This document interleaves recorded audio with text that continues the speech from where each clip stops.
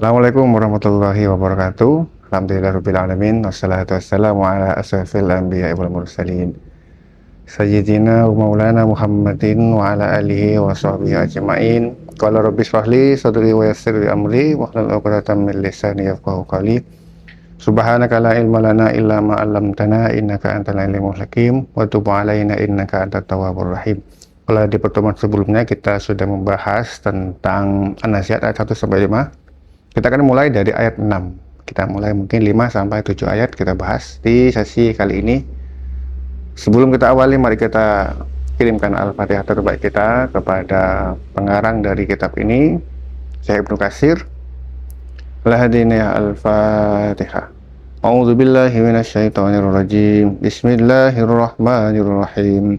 Alhamdulillahi rabbil alamin. Arrahmanirrahim. Maliki yaumiddin. Iyyaka na'budu wa iyyaka nasta'in. Ihdinas siratal mustaqim, siratal ladzina an'amta 'alaihim ghairil maghdubi 'alaihim waladdallin. Amin. Oke, kita mulai, kita buka ayat 6. Yauma tarjufur rajifah, sesungguhnya kamu akan dibangkitkan pada hari ketika tiupan pertama. Yauma, pada hari menggunakan tarjufur rajifah. Pada hari ketika tiupan pertama mengguncangkan alam. Tasbauha radifah, tasbauha mengikutinya radifah yang menyusul. Tiupan pertama diikuti dengan tiupan yang kedua. Jadi tiupan pertama dan kedua ini saling mengikuti ya. Ingat, hanya satu kali tiupan langsung selesai semuanya. Jadi yang sekarang sombong karena kekayaannya, ingat, nanti sekali tiup selesai. Yang sekarang punya masalah, don't worry, nanti akan ada waktunya itu selesai. Dan semuanya akan berakhir bersama. Kalau Anda lihat di sekeliling-keliling Anda ada orang pengemis, lihat, coba lihat, perhatikan secara seksama dengan sejelas-jelasnya.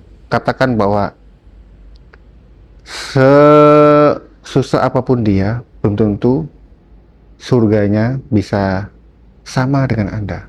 Tidak ada yang tahu siapa di antara Anda dan orang tadi, yang pengemis tadi bisa masuk surga lebih dulu yang mana, kita nggak tahu. Memang betul ada beberapa pengemis yang dicela oleh Nabi ketika minta ke Nabi, kemudian minta lagi. Akhirnya sama Nabi disuruh untuk bekerja, menjual kayu, akhirnya bisa mandiri. Akhirnya gak mau minta lagi. Kenapa? Orang yang minta melebihi dari kebutuhannya siap-siap masuk neraka. Semoga kita dijauhkan dari orang-orang yang seperti itu. Oke, kita lanjutkan.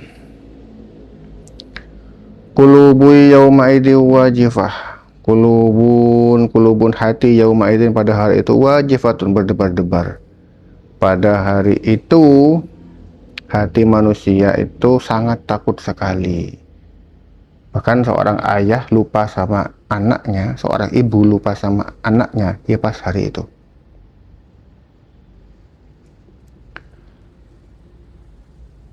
Kita baca tafsirnya dulu. Ayat 6. Sesungguhnya kamu akan dibangkitkan pada hari ketika tiupan pertama mengguncangkan alam. Tiupan pertama itu diiringi oleh tiupan kedua. Ibnu Abbas mengatakan bahwa keduanya adalah tiupan sangkakala.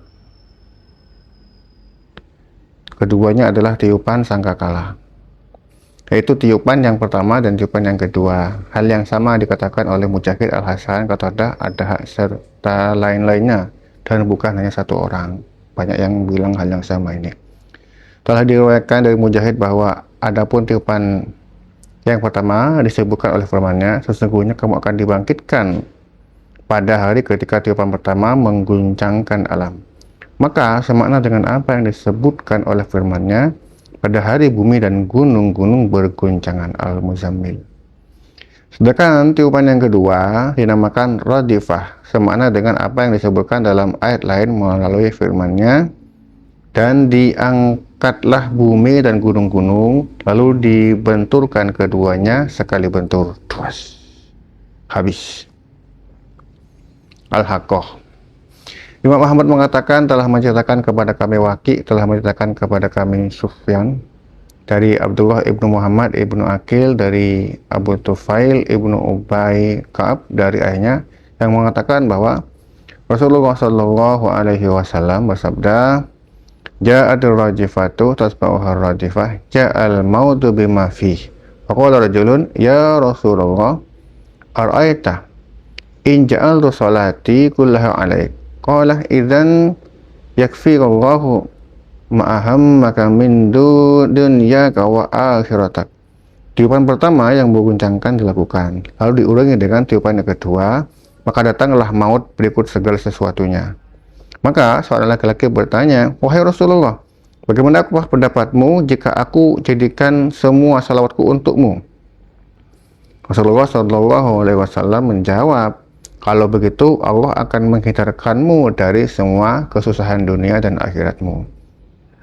Artinya kita dianjurkan untuk banyak-banyak membaca salawat. Salah satu cara untuk banyak membaca salawat adalah sering-sering ikut pengajian seperti ini. Karena dari situ kita akan sering nama Nabi Muhammad diucapkan. Begitu nama Nabi Muhammad diucapkan, kita akan refleks mengucapkan Allahumma sholli ala Sayyidina Muhammad wa ala ali Sayyidina Muhammad. Jangan sampai ada nama Nabi diucapkan, Anda nggak bilang salawat. Nah itu paling boleh, tuh rugi banget. Imam Tirmidzi, Ibnu Jarir, dan Ibnu Abi Hatim telah meriwayatkan hal yang sama melalui Sufyan Ats-Tsauri berikut dengan sanad yang sama. Ini nggak cuma satu orang yang meriwayatkan ini, dua orang ini. Artinya hadis ini sahih. Jadi agar kita nanti aman pada waktu nanti akhirat, maksudnya ditiup sangkakala, maka kita perbanyak baca salawat. Allahumma sholli ala Sayyidina Muhammad wa ala ali Sayyidina Muhammad. Lafaz Imam Tirmidzi dan Ibnu Abu Hatim menyebutkan bahwa Rasulullah Shallallahu Alaihi Wasallam apabila telah berlalu 2/3 malam, bila berdiri lalu bersabda, ya ayuhan nas dzkurullah ja'atur rajifah tasba'uhar rajifah ja'al maut bima fih. Hai manusia, ingatlah kepada Allah. Tiupan pertama yang menguncangkan akan datang, yang diiringi dengan tiupan yang kedua, maka datanglah maut begitu segala sesuatunya. Itu ayat 6-7. Ayat 8, qulubu yaumaidin wajifah. Ibnu Abbas mengatakan bahwa wajifah artinya takut. Hal yang sama telah dikatakan oleh Mujahid dan Qatadah. Jadi di sana itu ya tidak pakai baju apa-apa, tapi saking takutnya gak sempat mikir yang aneh-aneh. Yang dipikirkan adalah nasibnya masing-masing. Saking mengerikannya. Ini benar-benar mengerikan. Serius. Absaruha khasyi'ah, pandangannya tunduk saking takutnya. Dia orang kalau merasa salah masih tunduk seperti ini. Saking takutnya. Ya, ini pandangan mata orang yang mengalaminya tunduk. Sesungguhnya kata kerja di sini dikaitkan dengan pandangan mata, mengingat ia menunjukkan gejala kejiwaan yang dialami oleh pelakunya. Makna yang dimaksud ialah mereka tampak hina dan rendah karena menyaksikan huru-hara yang mengerikan lagi sangat menakutkan di hari kiamat itu. Itu ayat 9. Yaquluna inna lamarduduna fil hafirah. Orang-orang kafir berkata, apakah sesungguhnya kami benar-benar dikembalikan ke kehidupan semula? Yaquluna, mereka berkata, inna, apakah kami sungguh lamarduduna, benar-benar akan dikembalikan fil hafirah, ke keadaan semula. Idza kunna idzaman nakhirah, aiza, apakah bila kunna kita telah menjadi idzaman, tulang belulang, nakhirah yang hancur, apakah akan dibangkitkan juga apabila kami telah menjadi tulang belulang yang hancur, lumat? Qalu tilka idzan karratun khasirah. Qalu, mereka berkata, tilkah itu idzan, jika demikian, karratun khasirah, pengembalian khasirah yang merugikan. Mereka berkata, kalau demikian itu adalah satu pengembalian yang merugikan. Ya, berarti yang orang kafir ini rugi betul ya. Diriwayatkan dari Ibnu Abbas, Muhammad ibnu Ka'ab, Ikrimah, Sa'id ibnu Jubair, Abu Malik As-Sadi dan Qatadah bahwa yang dimaksud dengan khasirah ialah kehidupan sesudah mati. Ibnu Sa'id mengatakan bahwa al-khasirah ialah neraka, dan betapa banyaknya nama neraka itu. Neraka disebut pula dengan nama Jahim, Sakar, Jahannam, Hawiyah, Khafirah, Lazzah, dan Hutumah. Adapun mengenai ucapan mereka yang disebut oleh firman-Nya, kalau demikian itu adalah sesuatu pengembalian yang merugikan. Muhammad Ibnu Ka'ab mengatakan bahwa orang-orang musyrik Quraisy mengatakan, sesungguhnya jika Allah menghidupkan kami kembali sesudah kami mati, berarti kami benar-benar merugi. Ruginya itu ya rugi serugi-ruginya, kan nggak persiapan.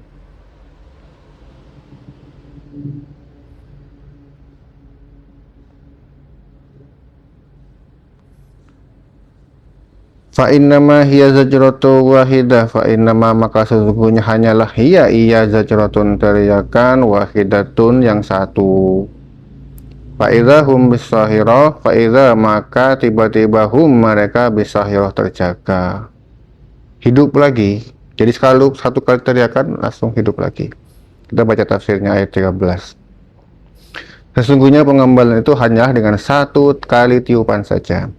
Ini sesungguhnya kebangkitan itu hanyalah merupakan suatu perintah dari Allah yang tidak perlu ada pengulangan atau pengukuhan. Maka begitu Allah memerintahkannya dengan serta-merta, semua manusia hidup kembali dan berdiri serta melihat. Allah tinggal memerintahkan kepada malaikat Israfil untuk meniup sangkakala. Maka ditiuplah olehnya tiupan pembangkit untuk menghidupkan semua makhluk. Lalu dengan tiba-tiba seketika itu juga semua orang yang terdahulu dan yang kemudian hidup kembali berdiri di hadapan Allah Subhanahu wa taala seraya melihat. Seperti yang disebutkan dalam ayat lain. Ini Al-Isra ayat 52. Yauma yad'ukum fatastajibuna bihamdihi wa tadhunnuna illa bistum illa qalila.